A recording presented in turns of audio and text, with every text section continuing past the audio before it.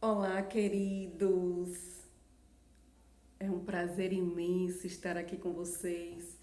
Eu quero, desde já, agradecer à professora Joana pelo convite, por estar aqui falando um pouquinho de mim e da minha literatura.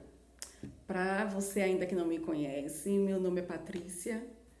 Eu sou professora atualmente do CETEP Recôncavo 2 Alberto Torres, aqui em Cruz das Almas. Mas eu já fui professora em Governador Mangabeira, eu já trabalhei no SEAG, eu já trabalhei no Viana, na minha época era SECOM, e também trabalhei no Colégio Estadual José Bonifácio. Então Mangabeira, ela é uma cidade assim querida para mim. Eu amo esta cidade, eu amo as pessoas que moram aí, meus ex-alunos. Então eu tenho um carinho muito especial por Governador Mangabeira. E minha história, né, literária, de fato, iniciou aí, porque quando eu comecei a trabalhar aí em Governador Mangabeira, foi que eu comecei a desenvolver meus projetos literários. A literatura, ela surgiu desde a adolescência. Sempre gostei de escrever, de ler. Eu enchia meu caderno de versinhos, de poemas, agendas. Eu sempre colecionei agendas, eu sempre gostei de escrever muito. E a literatura, né, se despertou na adolescência, mas foi aí em Mangabeira, realizando projetos literários, que ela tomou assim uma dimensão muito maior. Então, eu fiz trabalhos aí no SEAG, realizei projetos também literários no SECOM, né, hoje Viana, e no Bonifácio, eu acho que vocês já devem ter ouvido falar de um recital de poesias que durou muitos anos.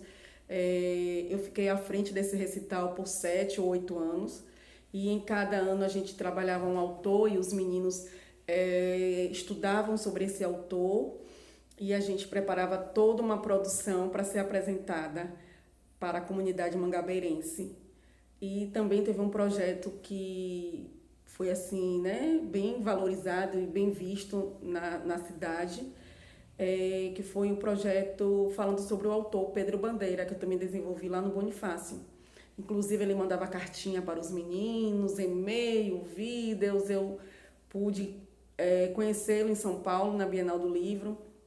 Então foi assim muito importante todo o meu caminhar, minha trajetória aí em Governador Mangabeira, nos colégios, né, dessa cidade maravilhosa que eu amo muito. Mas vamos falar um pouquinho de mim, né? Quem sou eu? Sou professora de português, eu sou formada em letras vernáculas, eu tenho mestrado em estudos literários. E eu sempre tive vergonha assim de apresentar meus textos, de mostrar para as pessoas o que eu escrevo.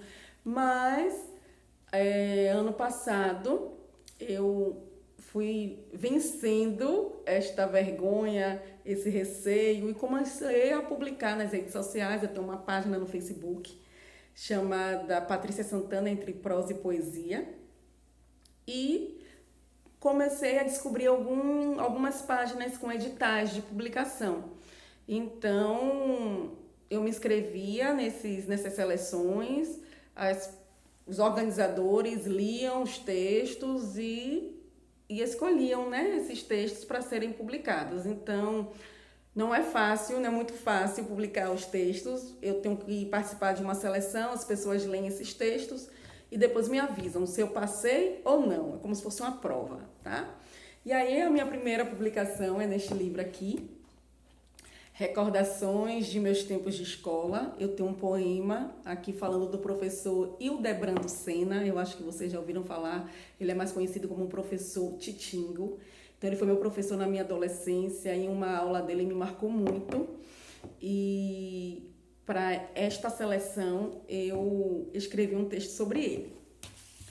Nesta seleção aqui eu escrevi 3 poemas, todos 3 foram selecionados, graças a Deus.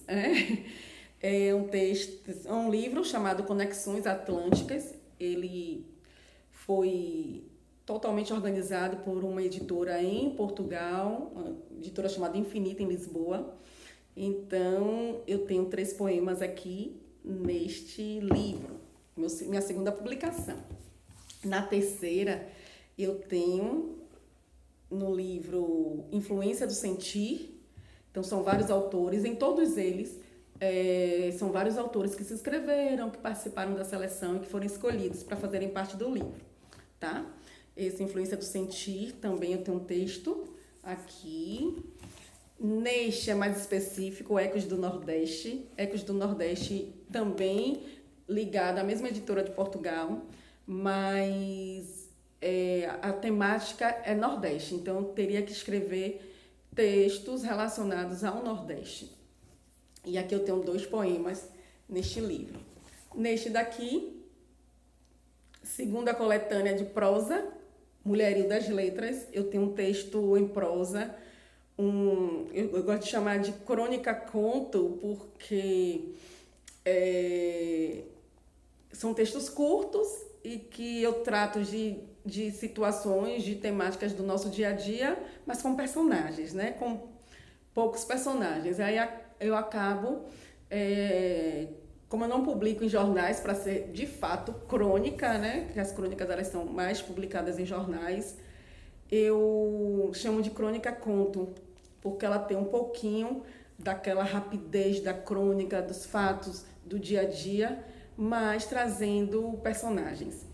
E aqui eu tenho um texto chamado Para Sempre. Aqui também foi específico, Literarte celebra o Nordeste brasileiro, com a temática também Nordeste. Tá, meus amores? E aí, Pati, né? Vocês podem me chamar de Pati também, eu adoro ser chamada de Pati. Vamos falar mais um pouquinho, né, sobre a sua criação literária, como é que você se inspira.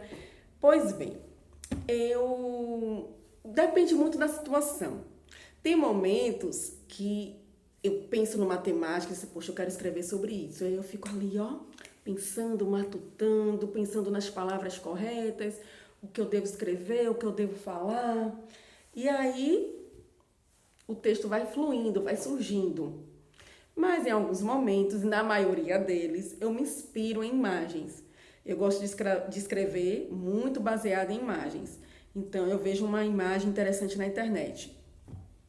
E aí eu penso logo numa história que possa, né, ter relação com aquela imagem. E aí eu vou falar um pouquinho para vocês. Na minha primeira versão, como eu falei para vocês, assim, que às vezes eu penso em uma palavra e reproduzo, né, por forma de texto.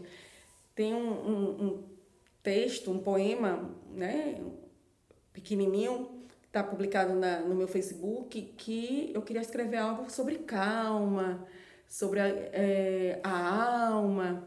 E aí, primeiro eu escrevi o texto, depois eu procurei uma imagem para expô-la. Eu tentei fazer um vídeo com data show para mostrar para vocês aqui as imagens, mas não ficou legal. Então, eu estou fazendo um outro vídeo e o poema diz o seguinte: preciso de calma na alma, quero alma que acalma, para então entregar-me de corpo e alma.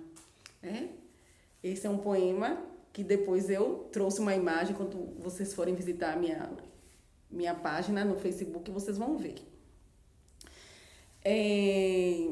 Outro texto que eu tive que me inspirar na temática para esse livro, né? Ecos do Nordeste, porque eu teria que escrever algo sobre o Nordeste. E quando eu fiquei sabendo da seleção, já foi em cima da data da inscrição. Eu escrevi numa manhã, rapidinho, assim, o texto. E eu vou compartilhar com vocês. Eu vou compartilhar um deles, que é Rosa dos Ventos, que diz o seguinte: pelos 4 cantos do país já podemos ouvir a sua voz. Muito tempo silenciada por uma sociedade patriarcalizada. Forte, determinada, persistente, guerreira.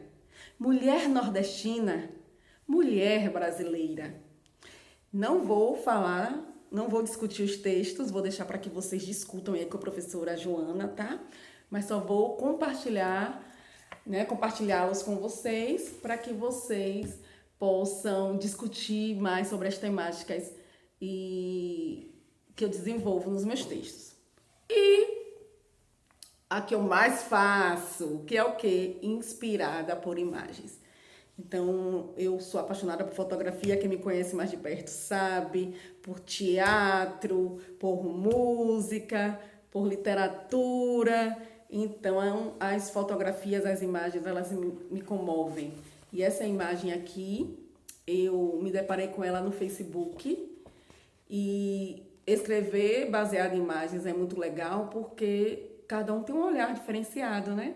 E aí a gente tem diversas leituras de uma imagem. Eu vou lê-la de uma forma, a professora Joana vai ler de outra, outra estudante que estiver aí vai ler de outra. E aí a gente vai construindo textos diferenciados da mesma imagem. Então, o que foi que eu escrevi sobre esta imagem aqui? O dia amanhece, ela se levanta, põe sua melhor roupa, faz a mais magnífica maquiagem, usa seu melhor perfume e sai para o trabalho. As pessoas que cruzam com aquela mulher pelos diversos caminhos e as que convivem com ela cotidianamente ficam encantadas com seu sorriso constante e a sua maneira otimista de ver a vida, levando a muitas delas quererem ter a sua disposição e otimismo. O final do expediente chega. Ela se despede dos colegas de trabalho, esbanja sorrisos pelo trajeto de volta, dá uma palavra de conforto para a vizinha que a aborda na padaria e, ao entrar em casa, de frente ao espelho, ela retira a máscara nossa de cada dia. Então fica aí uma reflexão para vocês. E o que é que vocês acharam? Combinou? O texto combinou com a imagem? E me contem aí depois, viu? Quero saber. Me passa tudo direitinho através da professora Joana. Uma segunda imagem que me tocou bastante foi essa daqui, tá? Eu também me deparei com ela nas redes sociais, pelo Facebook. E aqui a gente pode ver um pouquinho das pernas da mãe, né? De uma mulher. Ela está tendo um bebê, o cordão umbilical, e o pai, provavelmente o pai, está segurando o bebê no seu colo e chorando demasiadamente. E aí me tocou bastante e eu vou compartilhar o texto com vocês, para que vocês trabalhem aí com a professora Joana, tá certo? Vamos lá. Eles se amavam muito. Desde que se conheceram até o dia do casamento, sabiam que viveriam uma linda história de amor. Como todo casal, enfrentaram momentos difíceis, mas o relacionamento deles era baseado no respeito, tendo diálogo e a compreensão, sempre andando de mãos dadas. Estavam sempre juntos, demonstravam com facilidade o que sentiam um pelo outro e estavam acostumados com um amor recíproco, mesmo quando surgia algum tipo de medo, receio e insegurança. Ele ainda não se sentia à vontade para dividi-la com alguém, mas ela estava querendo muito um fruto daquela relação. Em alguns momentos, ele tentou convencê-la de que só os dois já eram suficientes, de que tinham liberdade para fazerem o que gostavam na hora que queriam, mas sua esposa já tinha tomado a decisão e ele não sabia como fazê-la voltar atrás. No fundo, a sua mente era bombardeada com os argumentos de algumas pessoas. Um filho tira a privacidade do casal. A mulher esquece o marido e só vive para a criança. Há uma disputa de atenção e ela nunca mais terá o companheiro como prioridade. E o que mais ele temia aconteceu. Sua esposa engravidou e tudo na casa era voltado para o novo membro da família. Ele acabou cedendo e aos poucos já se via envolvido em todos os preparativos. O parto seria na água e teria a presença dele no grande momento. O belo dia chegou. Um misto de emoções o envolvia e presenciar a chegada do seu filho passou a ser o anseio mais desejado. E quando, finalmente, ele o viu em seus braços, não conteve as lágrimas, compreendendo perfeitamente o real significado da palavra amor. Então, aqui está. E aí? Ficou legal? Como é que você escreveria a respeito dessa imagem? E para finalizar o nosso bate-papo, tá? Eu quero compartilhar para vocês esta imagem em preto e branco, de um amigo meu que me mandou pelo WhatsApp, me pedindo para que eu escrevesse sobre esta fotografia que ele tinha, né, tirado. E essa aqui eu matutei, gente. Eu fiquei até umas 2 horas da manhã pensando. Ele me mandou a foto em torno de umas 10 e pouca da noite. E eu fiquei, o que é que eu escrevo sobre esta imagem? O que é que eu escrevo sobre esta imagem? Matutando, matutando, matutando, até que o texto fluiu e surgiu. E aqui está ele para a gente encerrar esse nosso bate-papo literário. Sentado em sua cadeira de balanço na sala de estar, vislumbrava a mesa na varanda ainda com os pingos de chuva que tinham acabado de cair e, como enfeite, um candeeiro que sua esposa havia colocado como peça de decoração. Em fração de segundos, reportou-se a um lugar que fazia questão de esquecer. Sabia da sua importância, mas a ambição pela riqueza e o anseio de viver na cidade grande fizeram com que se esquecesse do seu local de origem. Naquele momento, recordou-se dos seus tempos de criança, brincando no terreiro, ouvindo as cantigas da avó e os causos do avô. Do lado de fora da casa de adobe, uma mesinha de bambu com um candeeiro antigo. O pai mandando entrar para banhar-se e a mãe oferecendo um bolo de milho para não dormir com fome. Todas estas lembranças estavam bem guardadas e praticamente esquecidas.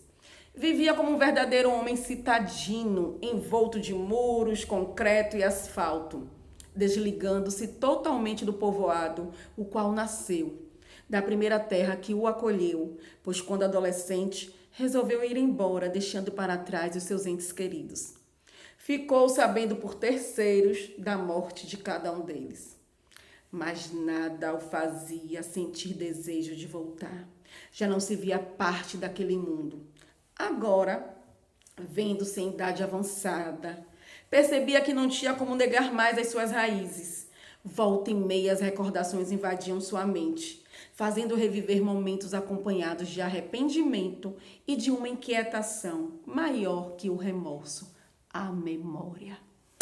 Meus amores, muito obrigada por este momento gostoso com vocês, por esta troca de conhecimentos, porque eu sei que vai ser uma troca, porque a professora Joana vai estar trabalhando diversas temáticas com vocês e eu também ficarei sabendo das experiências que vocês discutiram em sala de aula. Então, meu muito obrigada a vocês, queridos. Um beijo no coração, um abraço e quem sabe em breve a gente não se encontre, né? Muito obrigada mesmo. Um cheiro, um beijo, boa leitura e olhe, leia mais, tá? Beijos, obrigada.